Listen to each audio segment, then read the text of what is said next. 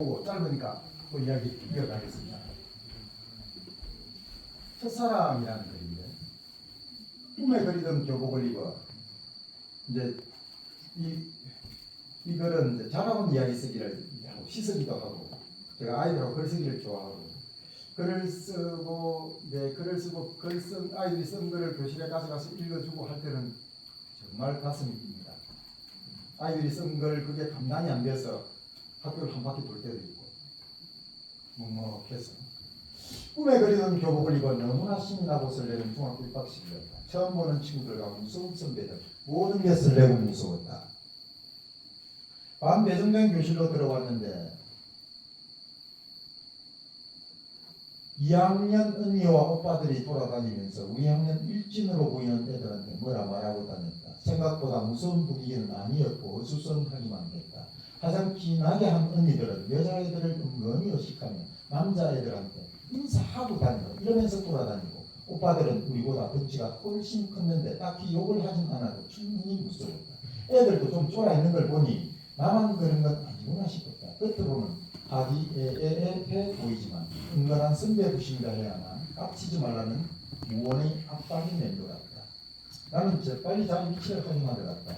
빨리 선생님이 와서 이 사람들이 좀 나가주었으면 했다. 근데 이게 웬걸? 내 자리 옆은 아무 번호도 없었다. 저 혼자란 말이다. 빨리 애들이랑 친해지고 싶은데 나만 혼자 뒷자리에 쓸쓸히 앉아있었다. 왕따 같았다. 그때였다. 내 옆자리에 누가 걸터앉는 것이었다. 뭐지? 하고 옆을 봤는데 3학년 선배들과 인사하던 애들 중 하나인 남자아이였다. 딱 봐도 끌렁해 보이고 소위 일진, 말하기는 웃기지만 제일 키가 크고 제일로 잘생겼다. 선배들과 웃으면서 장난도 치는 걸 보니 신하들도 좋아 보였다. 내가 옆에 있는 걸 아는지 모르는지 남자아이들하고 얘기를 하고 있었다. 그 아이는 갈색 머리가 눈에 띄었다. 시간이 지나고 그제서야 내가 있는 줄 눈치를 챘는지 소심한 척 날 돌아보았다. 안녕?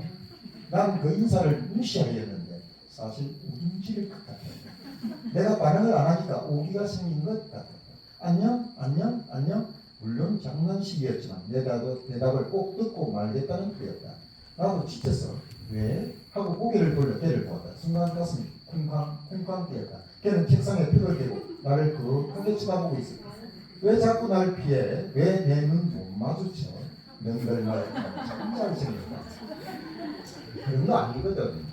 수업 종이 치고 선생님이 들어오셨다. 아쉽게도 그 아이는 자기 자리로 갔고 길고 길 것 같은 하루가 눈 깜빡한 사이에 지났다. 이상하게 그 아이가 자꾸 생각나 미칠 것 같았다. 시간이 지나고 토요일 밤이었다. 이제 학교 적응도 되어가고 친구들도 새로 사귀고 다 좋지만 그날 이후로 도통 그 아이와 얘기할 시간이 없다는 것이다. 괜히 뭐 하다가도 그날에 내가 못생겨 보였나? 내가 너무 쌀쌀맞았나? 가까이서 보면 더 못생겨 보였을 텐데 정 떨어졌나? 쓸데없는 걱정을 하다가도 그 아이의 눈빛에 다시 설레고 혼자서 웃고 솔직히 정신 이상자 같았다. 여느 때같이 오늘도 덜덜 짚걸어가고 있는데 앞에 어떤 내 또래 남자 둘이 걸어오는 게 보였다. 우리 학교 교복인데 근데 오늘 주말이잖아. 뭐지? 점점 얼굴 형체가 뚜렷해지자 헐, 그 아이다.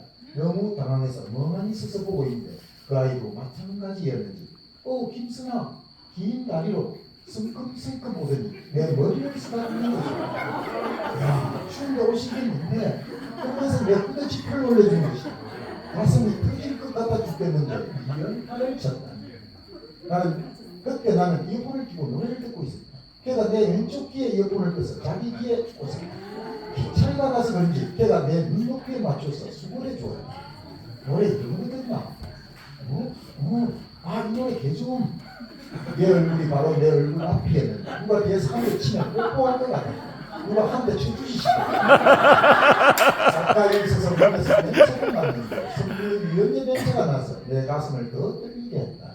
애가 다시 이어폰을 넘게 끌어주고 눈웃음을 치면서 나를 바라보았다.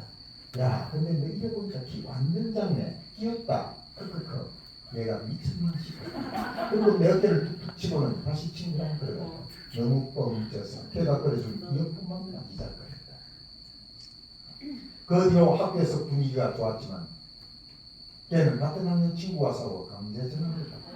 지금도 배국으로 근황을 엿볼 수 있지만 선뜻 말을 걸지는 못하겠다. 여자친구도 있는 것 같고 추억으로 남긴 것도 좋지. 그래도 막 사춘기 시절 나한테 첫사랑을 안겨준 아이는 너밖에 없었다. 잘 지내냐? 하기나. 이거라고 앞에 거라고. 이게 무슨 꾸민 게 있습니까 없습니까? 없지요. 누구나 쓸 수 있습니다. 얘는 그걸 처음 썼다고 했어요. 이런 걸 처음 써봤다고 했어요. 그냥 쓴 게 아니고 맛보기 글을 내가 읽어주고 그걸 이렇게 써야 된다는 걸 몇 개 이야기해 준 게 있습니다. 그런데 요 근래에 이건 오래된 거고 요걸 읽어주었는데 요 첫사랑 이탄이 있어요.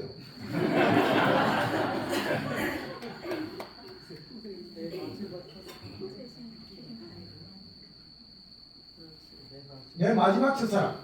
이거 가르쳐 달라니까요. 요거 아닙니까? 요 맞죠?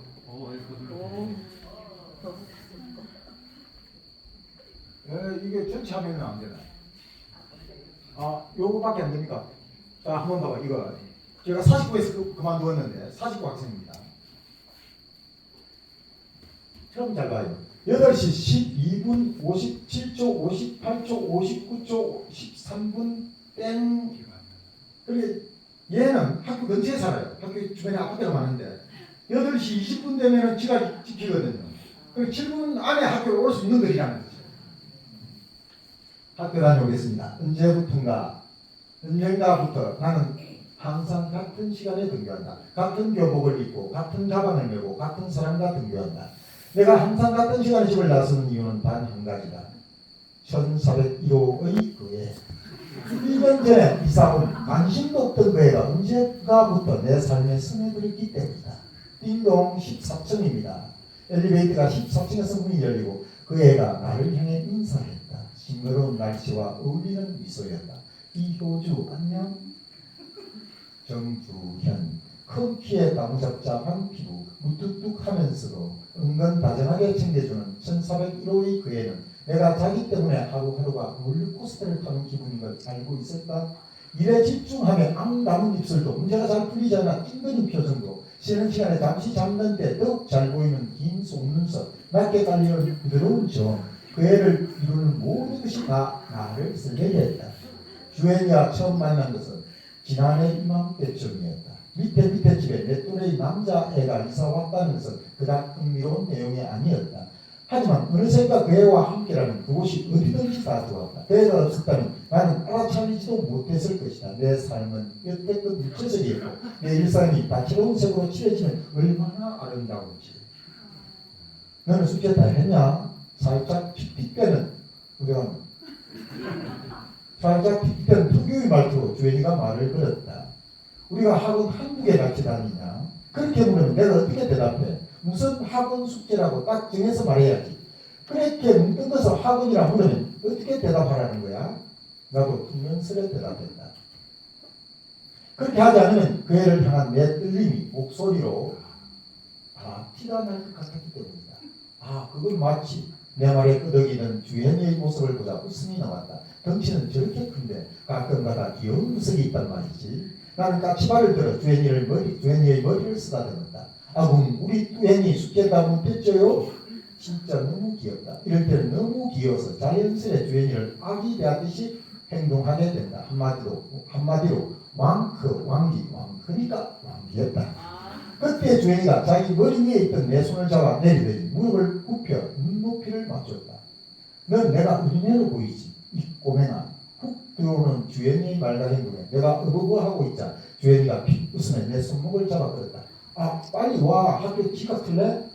진짜 걔는 아무렇지 않겠지만 알기는 할까? 저렇게 능글맞게 행동할 때마다 내 심장은 마구 방망이질을 하는 것을.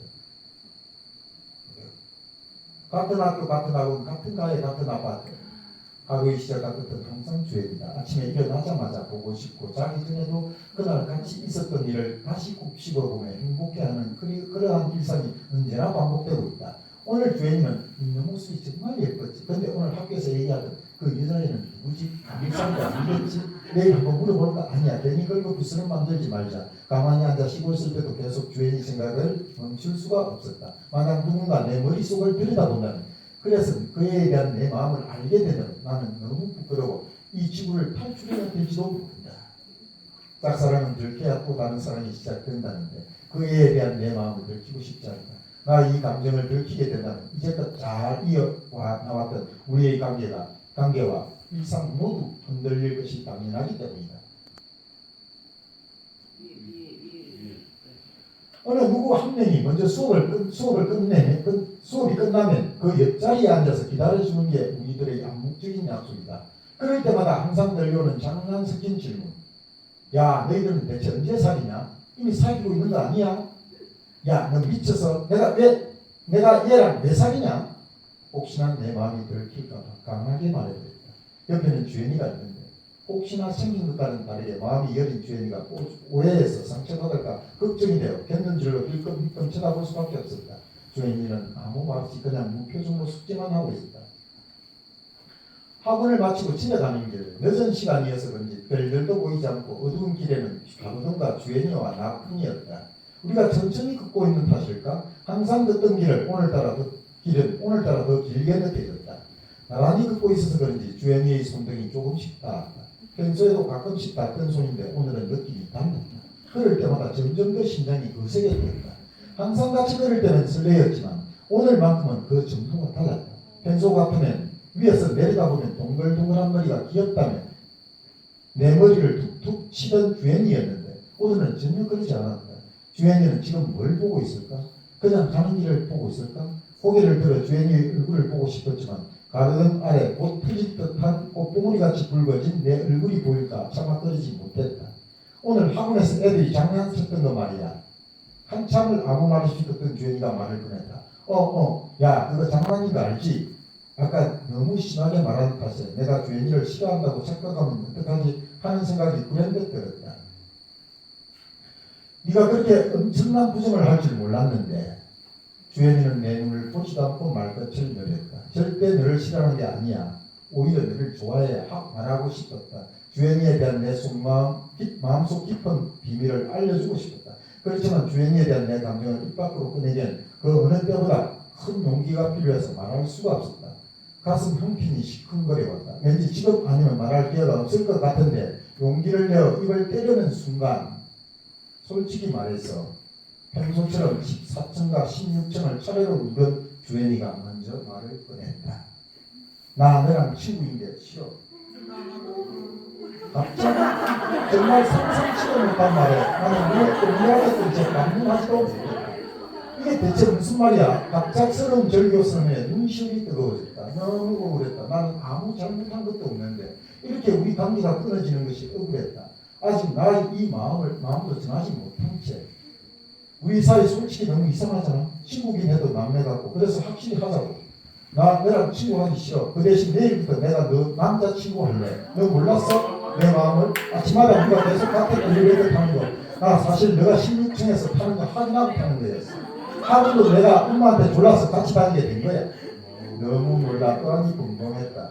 주연이와 나와 같은 마음이었다는 것이 기뻤지만 너무 갑자기라 계속 얼굴을 바라볼 수밖에 없었다.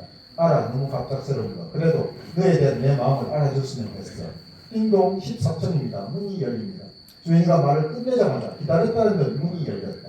대답은 내일 8시 13분 항상 우리가 만났던 것처럼 엘리베이터에서 들어올게. 그 말을 끝으로 엘리베이터 문이 닫혔다. 그제서야 정신이 돌아온 나는 비실비실 미소를 지었다. 반가워, 내 마지막 첫사랑.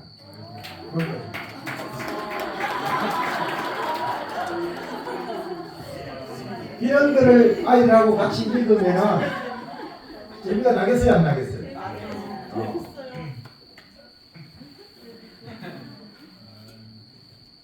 하나 더 읽고 할까요? 네. 하나 더 읽고 되겠습니다. 이게 좀 긴데 그래도.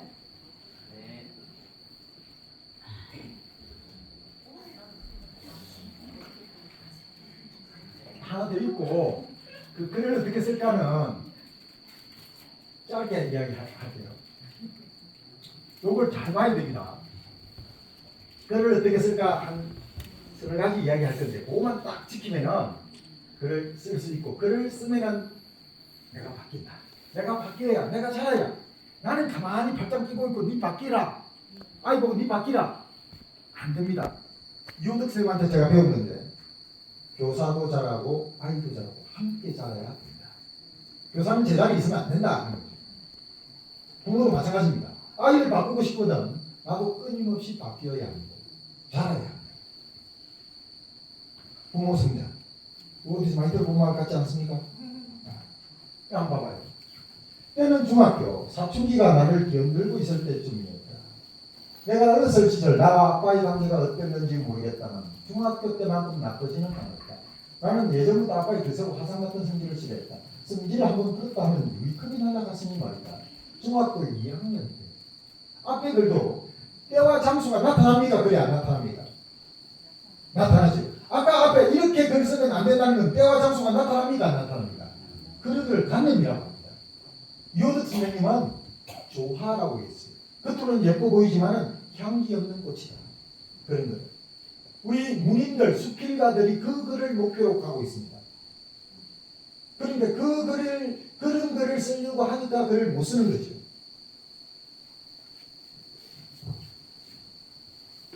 중학교 2학년 때 나는 항상 방황하고 예민해져 있었다. 내가 날카로워지는 데엔 아빠의 역할이 컸다. 아빠는 가부장적이고 이해나 융통성이라고는 전혀 찾아볼 수 없는 성격이다.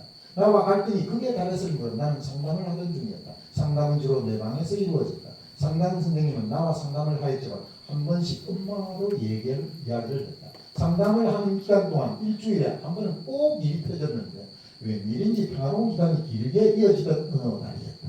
해가 집행선 위에 걸려있던 여름날 나는 하교도 등에 보지 못했던 문자 메시지를 확인하려고 미확인 메시지로 손가락을 올렸다. 엄마한테 온 문자였다. 아빠 지금 많이 하나 있으니까 집에 오면 말 조심해서 해라.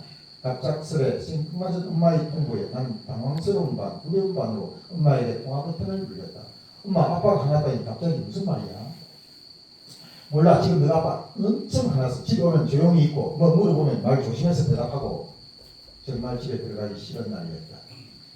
전화 받은 자리에서 집 대문까지 오는데 온몸에 식은땀이 흐르고 머릿속은 긴장감에 전비 요동쳤다. 매우 긴장한 채 손잡이에 손을 들었다. 아주 천천히 약간 틈을 낸 사이로 문을 가져다 댔다. 거실에는 다행히 또 아빠가 없었다. 나는 그제서야 드르륵 문을 열고 거실로 발을 들였다. 조용히 문에 들어가 가만히 앉아 남은 숙제를 마쳤다. 누가 현관으로 들어오는 소리가 들렸다. 잠시 다시 긴장감이 올랐다. 나는 밖에서 들리는 소리에 신경을 곤두세웠다. 잠시 후 거실에서 무겁고 딱딱한 목소리로 내 이름을 불렀다. 올 것이 왔구나. 긴장 탓에 속이 울렁거렸다. 문을 열고 나갔다. 거기 앉아라. 내가 널 왜 불렀는지 아나? 아니요. 어떤 말이 나올지 감을 잡을 수가 없었다. 내가 뭐 잘못한 게 있나? 내가 상담 선생님께 뭐 함부로 말한 게 있나? 난 고개를 숙였다. 네 자살하고 싶다고 하는 거 엄마한테 들었다. 맞나? 네. 나는 고개를 들지 않았다. 그럼 저 창문 열고 나가 떨어져서 죽어라. 나는 가만히 있었다. 그래서 아빠가 나한테 다가올 것처럼 자리에서 몸을 댔다. 나는 나를 때리러 오는가 싶어서 자리에서 벌떡 일어났다. 그리고 현관을 향해 발을 옮기는데 엄마가 갑자기 나타나서 나를 막았다. 필사적으로. 정말 필사적으로 막았다. 그래서 아빠는 그런 엄마를 방해하지 말라고 밀었다. 나는 머릿속이 캄캄해진 채 내 앞을 가로막는 엄마 앞에 서 있었다. 엄마는 나에게 호소하던 말이었다. 아빠한테 잘못했다고 말씀드려. 물론 나는 아무 생각이 오지 않았다. 내가 아무 말도 않자 갑자기 아빠는 나를 향해 때릴 듯이 분노한 걸음으로 걸어왔다. 반사적으로 내 입에서 말이 나왔다. 잘못했어요. 잘못했어요. 잘못했어요. 아빠는 다시 나를 향해 고함을 질렀다. 나가 죽어. 떨어져 죽어. 그래. 떨어져 죽어버려. 고생했으면 다 지울 거야. 나는 다시 현관으로 가렸지만 엄마가 또다시 말았다. 아직 어려서 그래요. 사춘기잖아요. 그런 생각 충분히 할 수 있는 나이라고요. 당신도 잘못한 거 알고 있어요? 엄마는 나를 막으면서 이 말들을 하고 또 하고 그득했으면 했다. 엄마는 아빠를 진정시키려 안간힘을 썼지만 아빠는 조금도 변함이 없었다. 그래도 이건 아니야. 이어서 짐 싸들고 나가. 이 말에 나는 방으로 들어가 필요한 책과 필통을 챙겨서 가방을 뜯게 해냈다. 그리고 거실로 나갔다. 엄마가 내 가방을 바로 벗겨내 도로 바닥에 내려놓았다. 내가 다시 가방을 내려하자 엄마가 안 된다고 가방을 붙잡았다. 그리고선 엄마가 나를 방에 데리고 들어와서 나를 진정시켜야 했다. 아빠도 따라 들어와 소리쳤다. 이 방에 있는 책들 내가 모조리 버릴 거니까 전부 꺼내. 나는 몇백 건이 넘는 책을 어떻게 꺼낼지 잠시 망설이다가 한 번 정도씩 집어서 바닥에 내려놓기 시작했다. 몇 분간 그 일을 반복하고 있는데 아빠가 현관 밖으로 나가는 소리가 들렸다. 얼마 지나지 않아 거실로 뛰어들고 오더니 내 방에 나타났다. 몹시 흥분해서 얼굴이 빨갛게 상기되죠. 손엔 야구 방망이를 쥐고 있었다. 나는 그때 아빠의 모습을 지금도 또렷이 기억한다. 그 얼굴 표정과 취하던 자세 그리고 분노로 타오르던 눈빛까지도. 엄마는 흥분한 아빠를 온몸을 던져 말았다. 엄마라는 방패 뒤에 나와 그리고 내 책장은 두려움에 떨면서 슬프게도 그 상황을 울면서 지켜보기만 했다. 그렇다. 맹수 앞에 토끼꼬리였다. 그 야구 방망이를 휘둘러 부스러했던 것이 나였는지 혹은 내 뒤의 책장이었는지 아직까지 나는 잘 모르겠다. 엄마는 필사적으로 아빠를 막았고 아빠는 또다시 나가라는 소리를 지었다. 내가 아까 현관으로 나가려 하니까 나를 때리려고 손을 밀어들길래 무서워서 현관으로 나가는 것보다 내 방 창문이 낫겠다고 생각했다. 내 방 창문이 현관과 이어져 있다. 침대 위로 올라가 창문을 열는데 엄마가 내 의도를 알았는지 처음에는 내 바지가랑이와 엎자락을 잡더니 역부족이라 느꼈는지 내 팔을 두 손으로 부여잡았다. 준서야 하면 안 돼. 엄마가 잘못했어. 엄마가 이렇게 빌게. 나는 이제 이런 일들에 진절머리가 나서 엄마 손을 내 팔에서 무작위 크게 떼어냈다. 그만해. 나갈 거야. 이건 나. 나는 더 이상은 못 참겠다는 충동과 이제 한계를 넘어서 더 이상 이곳에 있고 싶지 않다는 생각들로 머릿속이 가득했다. 이곳을 벗어나려 창틀로 발을 디디려는 때였다. 준서야 제발 너 없으면 내가 이 집에서 어떻게 살아? 그 말이 귀에 꽂힌 채로 뒤로 나는 더 이상 움직일 수 없었다. 엄마한테 연민 같은 감정이 들면서 엄마를 여기에 혼자 두고 가볼 수 없다는 생각이 들었던 것 같다. 그 자리에서 나는 스럽게 울어버렸다. 이도 저도 할 수 없었던 나는 그토록 무력한 존재였던 것이다. 그 뒤로 나는 어떤 정신으로 잠들었는지 또렷한 기억을 가지고 있지는 않다. 날이발과 똑같은 일과를 마치고 집에 도착했더니 아빠가 금방 컴퓨터 의자 앞에 앉아 계셨다. 글자 보입니까 저기에? 안 보이죠? 아 미안해라. 그래도 보이는 거하고 다른데.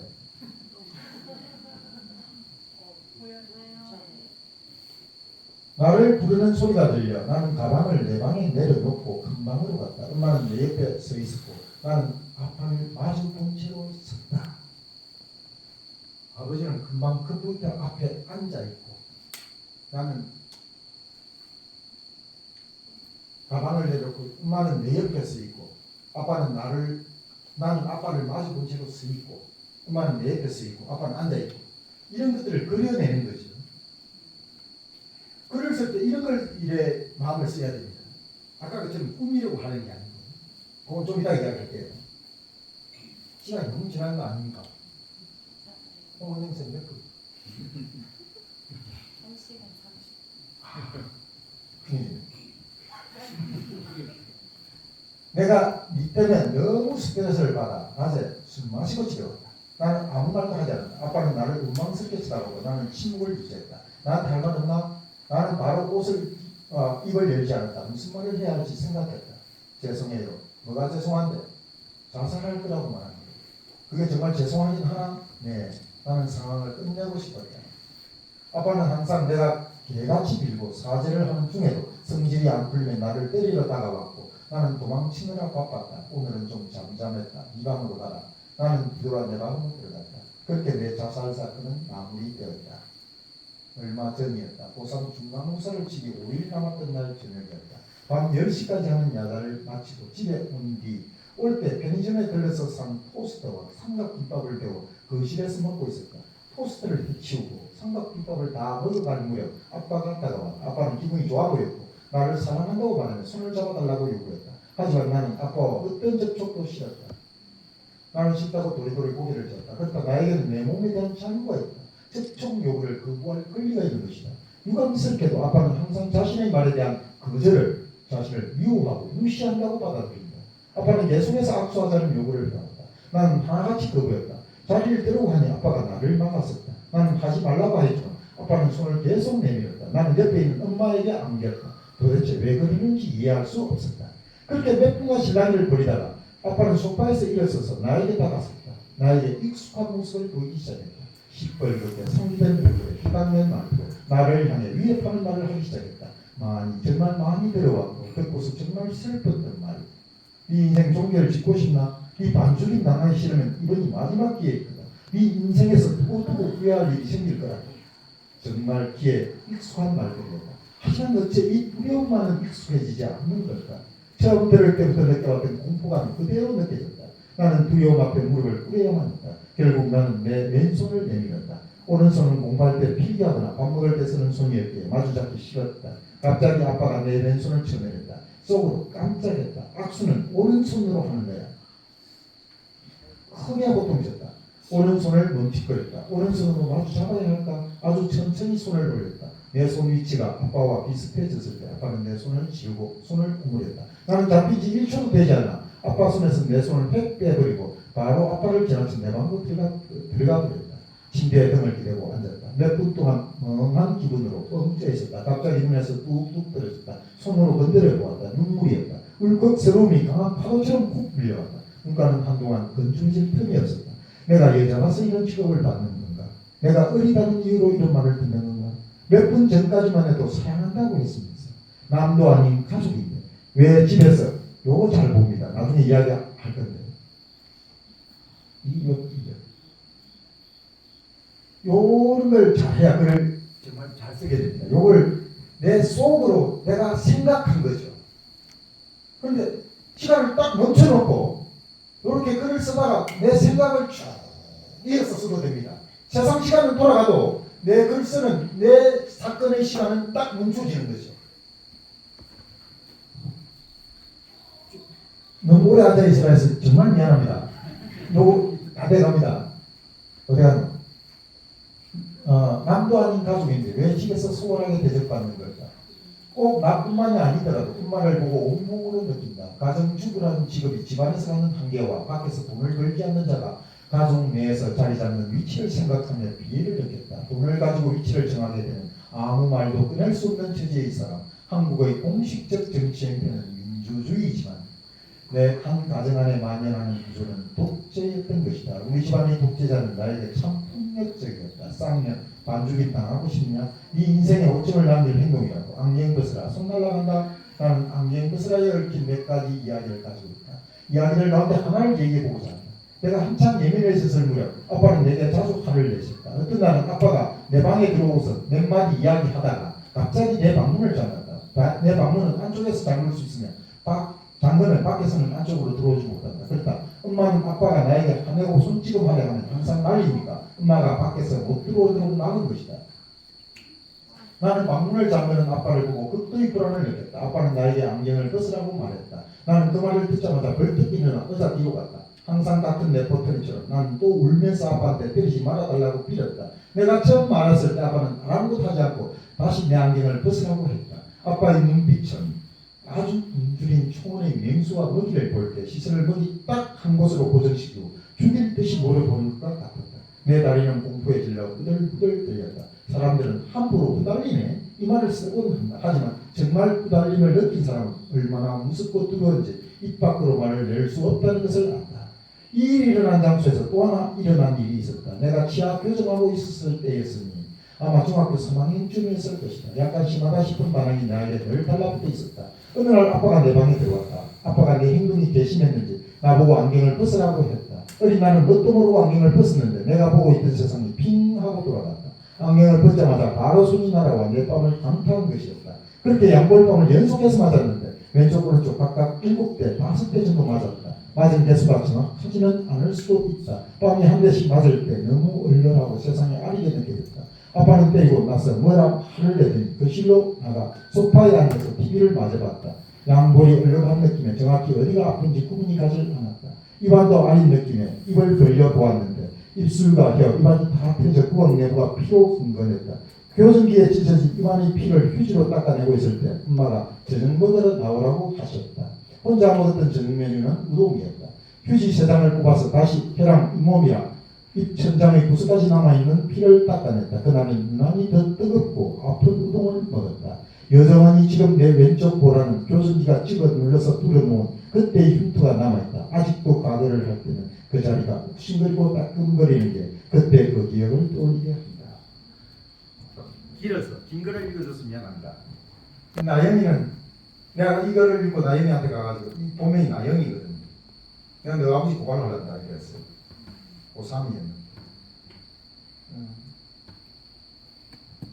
그래 저한테 말해 선생님 참아달라고. 지금 좀 잠잠해졌고 지금 다시 벌칙을 쑤셔놓은 지 공부 못한다고, 대학 못 간다고. 그래서 엄마가 학교 운영위원이고 저도 교사 운영위원이었어요. 엄마하고 마치를 무렵에 밥을 한 걸 행정실장 밥을 산다고 했어요. 밥을 먹으러 가는데 나란히 옆에 앉았어요. 그래도 이 이야기 안 꺼냈습니다. 나영이한테 허락을 얻다가 내가 이 가명을 해가지고 다른 반에 가서도 읽어줘도 되겠나? 읽어주라고 해요. 나영이 있는 반에도 아무도 누군지 몰라요. 가명을 하니까. 읽어주는데 읽을 때 그때는 나도 푹 빠져서 눈물이 나고 나영이도 이제 보니까 눈물이 뚝뚝뚝 떨어져요. 그래도 나도 오랜 치하고 그냥 읽어주던 기억이 나요.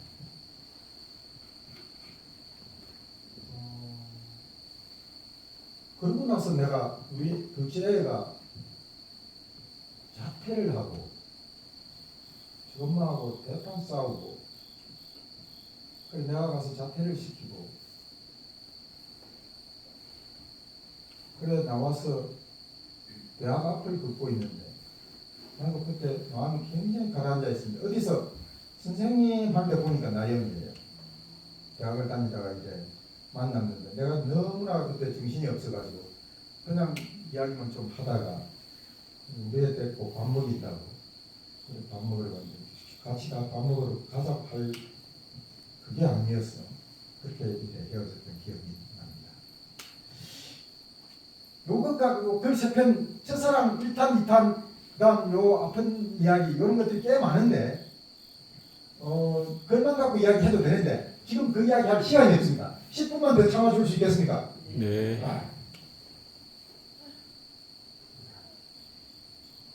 이거 말고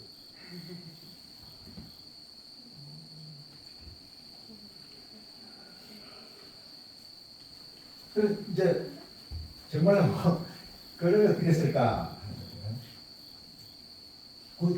날 있는데 요거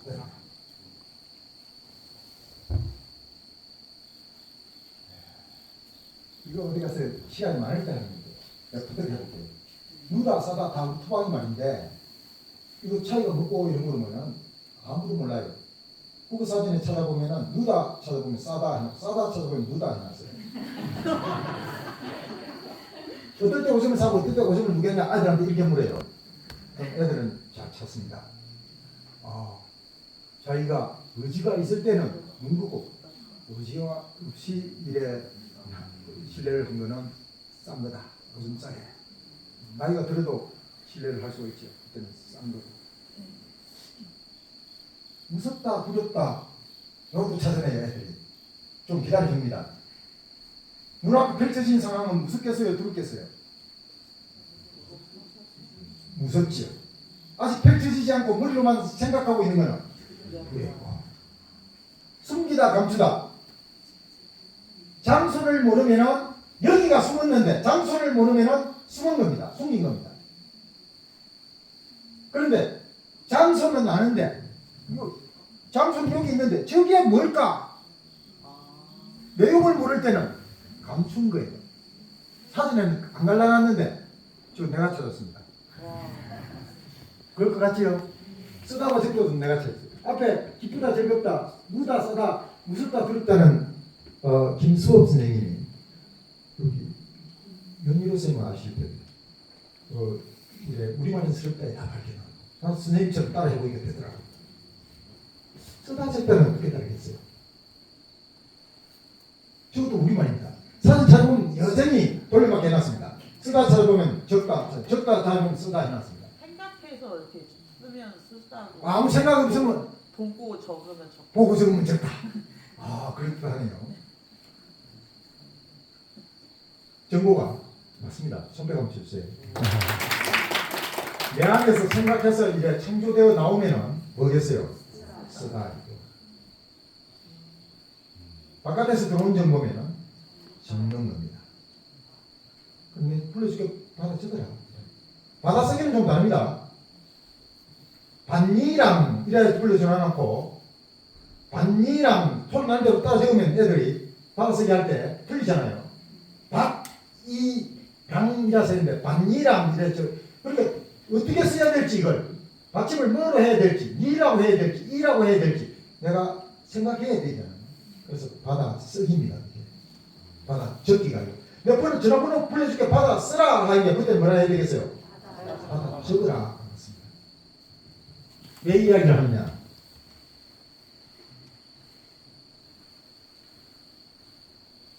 한번 봐봐요.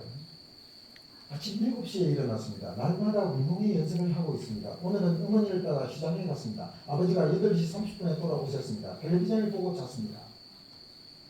이걸 하고 나는 학교에서 돌아오다가 로봇 갑시다. 오늘 밀양에서 머리를 깎고 라면하고 슈퍼파이를 사고 버스를 다운해서 내려서 할아버지 오토바이를 타고 집으로 와서 텔레비전을 보고 나서 빵 한 입고 들밥 먹고 잠을 잤다. 초등학교 4학년짜리 내 친구 밀양에 있는 이선희 선생님이라고 있습니다. 그래서 우리 친구입니다. 그 사람 그 선생님 4학년에서 1기입니다. 처음엔 요래 썼는데 선생님 딱 그래서 기도 하나 딱 하니까 요래 써봤습니다. 학교 마치고 나서 집에 와서 소한테 갔다. 소털을 만져봤다. 소털이 조금 부드러웠다. 또 꼬불꼬불했다. 소는 뿔을 자꾸 위로 올렸다. 소가 나를 바라봤다. 소문이 그 옷을 내고 했다. 나는 소가 밥 먹는 모습을 봤다. 소가 밥 먹는 모습이 우적우적 맛있게 먹었다. 두 글 차이가 뭐겠어요?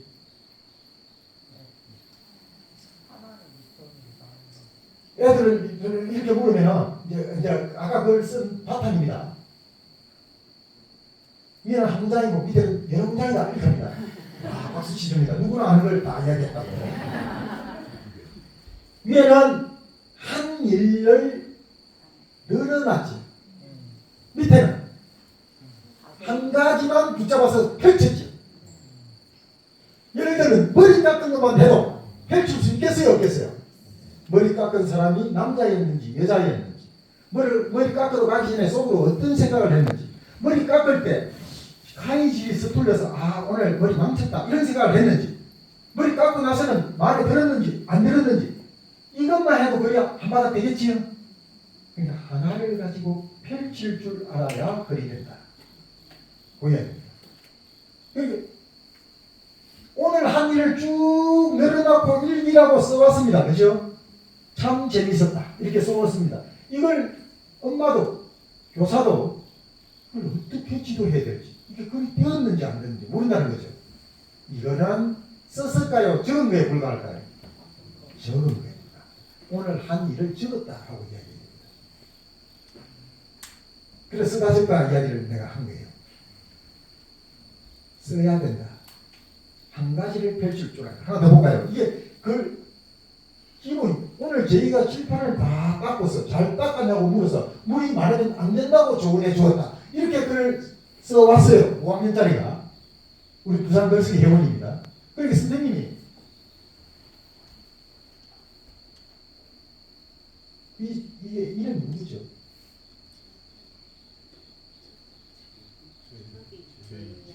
제이 아니고 교석이죠. 그렇게 교수가 글을 이렇게 쓰면 안 된다.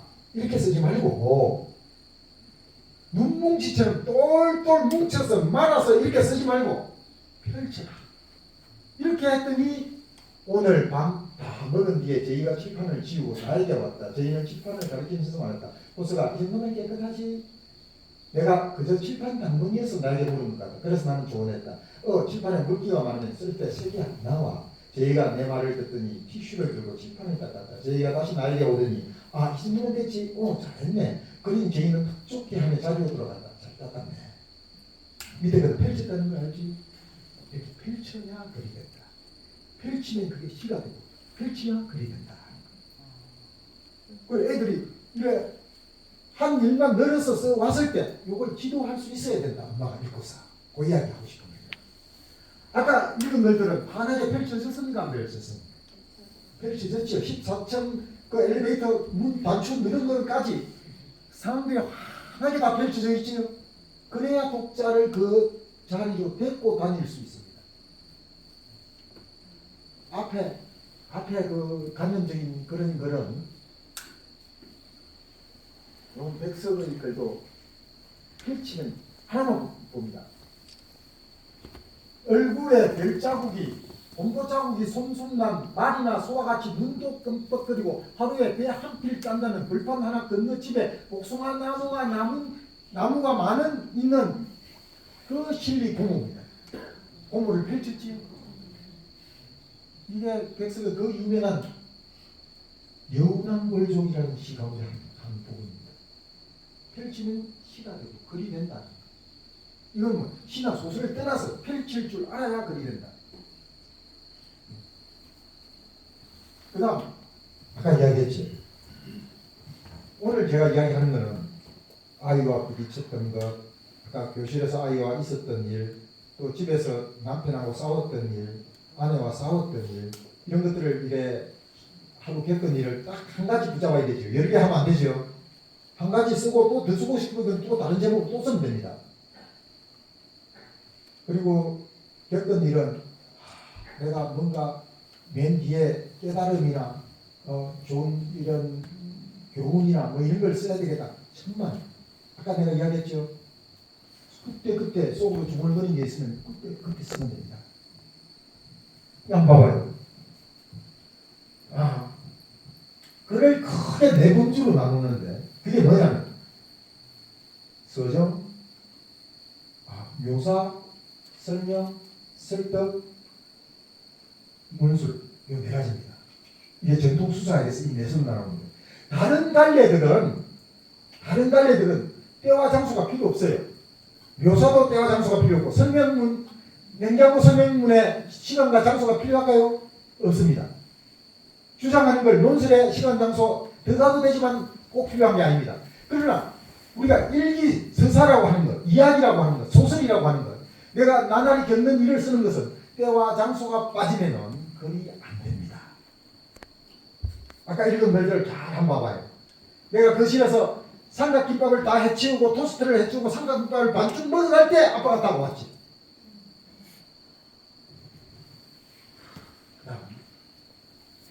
이것도 한번 공감도. 엄마 면회 가는 이야기인데 고3 아이가 엄마가 그 금융 사기죄로 보험 사기죄로 감옥에 가 있어서 그 감옥에 면회 갔는데 10여 분이 지났습니다. 나는 18번이라고 적혀있는 문을 열고 들어갔다. 그 엄마와 만나던 이야기인데 이것도 다 읽어줄 수가 없습니다. 이렇게 해야 아까 내가 이야기했죠. 독자를 데리고 글 속으로 들어갈 수가 있습니다. 시간과 장소. 제일 처음에 내가 뭐라고 했습니다. 이제 글을 써야 상냥해진다고 했죠. 글을 써야 아이를 내가 바뀐다고 했죠. 다른 글은 아무리 내가 아이를 대한 또 뉘우치고 또 뉘우쳐도 안 바뀝니다. 글을 쓰지 않으면 제가 10년 딱 글 쓰니까 제가 알아서 찾았다고 했죠. 내가 좀 사람이 달라졌구나 하는 걸 알게 되었어요. 글 쓰기 한 10년 지났어요. 요렇게 글을 써야 한다는 걸 제가 한 게 아니고 이오덕 쌤한테 배운 겁니다.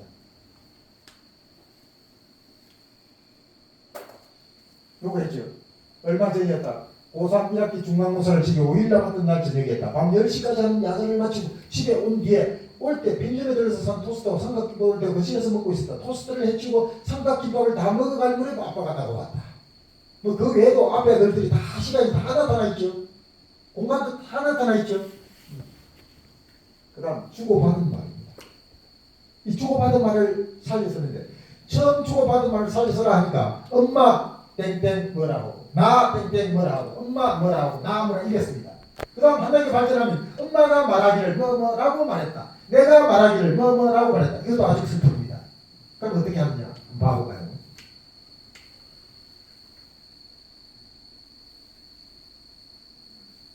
아이들은 맞았는지 전부 고개를 숙이고 울고 있었다. 어제 네가 쌤한테 꼰질렀대? 아니요. 저녁마다 우리가 다 알고 한다. 어디서 불었다고 그건 아니에요.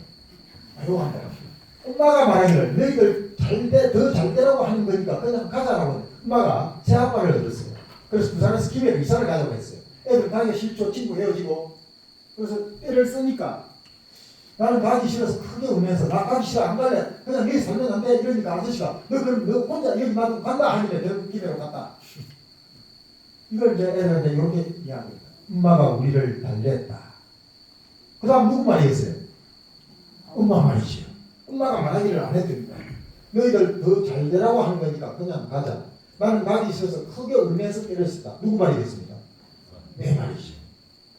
나 가기 싫어 안 갈래. 그냥 여기 살면 안 돼. 옆에서 보고 있던 아저씨가 나에게 겁을 주었다. 너 그럼 여기 혼자 놔두고 간다? 나는 결국 김해로 가고 말았다. 그게 훨씬 밑에 거리 깔끔하지. 그 다음 요거 한번 봐봐요. 빨간 것들 한번 봐봐요. 대화를 살릴 때 대화를 엮을 줄 알아야 됩니다. 주고받은 말만 이어가면 재미가 없어요. 그 사이사이에 속으로 중얼거렸던 말, 내 생각, 그때의 표정, 그때의 분위기, 동작 이런 걸 섞으라는 거죠. 한참 그렇게 다들 말이 없다가 아빠가 처음으로 이걸 여셨다. 이 꿈이 뭔데? 광고업계나 디자인 쪽이 이렇게 안 넘어갑니다. 나는 눈치를 보다가 기어들어가는 손으로 말했다. 광고업계나 디자인 쪽이요.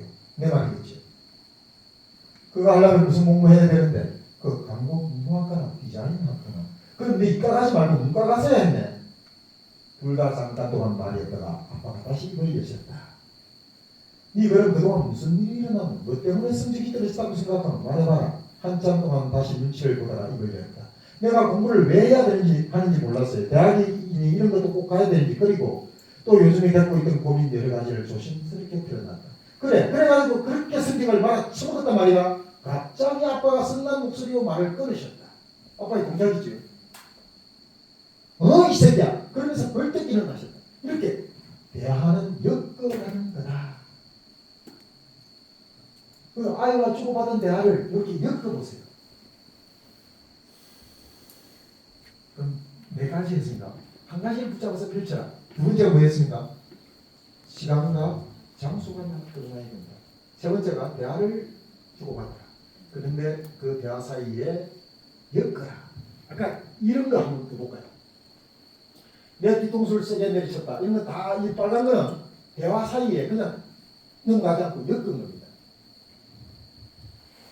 이거 한번 봐봐요. 내가 여자라서 이런 취급을 받는 건가? 이런 거는 지금 내 속으로 한 생각인데 생각이 길잖아요. 이걸 전문용어로는 의식의 흐름이라고 해요. 내 의식 세계를 이렇게 길게 한 바닥이고 두 바닥이고 펼칠 수도 있습니다. 쓰고 싶은 그 뒤에 깨달음 이런 거, 교훈 이런 거 필요 없습니다. 수필 쓰듯이. 그래서 내가 하면 그걸 못 씁니다.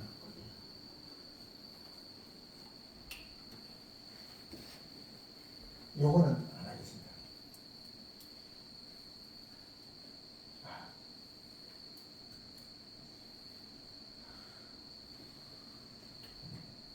이야기가 너무 마무리하겠습니다.